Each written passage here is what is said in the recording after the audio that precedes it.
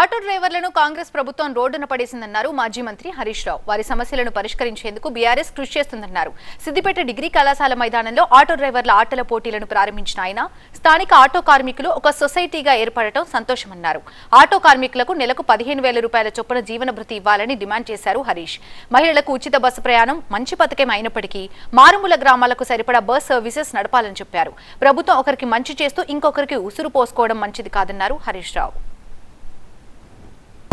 వెంటనే ఈ ఆటో కార్మికులకు నెలకు 15,000 రూపాయలు జీవన భృతి ఇవ్వాలని డిమాండ్ చేస్తాము.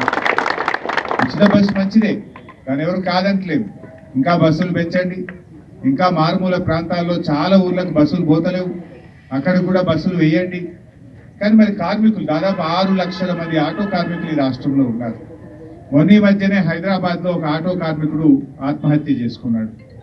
ఏంది ఇబ్బంది అని తెలుసుకుంటే వారికోస్ వెయిన్స్ వ్యాధికి కేవలం 30 నిమిషాల్లో చికిత్స. కాల్ చేయండి 9989527715. ఆయన మంత్లీ ఇన్స్టాల్మెంట్ కట్టలేకపోతున్నాడు. ఈఎంఐ ఉన్నది బ్యాంకులో, క్రెడిట్ ఫైనాన్స్ కంపెనీలో ఉన్నది. ఆ ఈఎంఐ కట్టలేక అప్పుల బాధ తట్టుకోలేక ఒక ఆటో కార్మికుడు ఆత్మహత్య చేసుకున్న పరిస్థితి ఉంది. మరి ప్రభుత్వం ఒక మంచి పని చేస్తూ ఇంకొకరు ఉసురు పోసుకోవద్దు కదా, మరి వీళ్ళని కూడా కాపాడుకోవాల్సిన బాధ్యత ఉంది.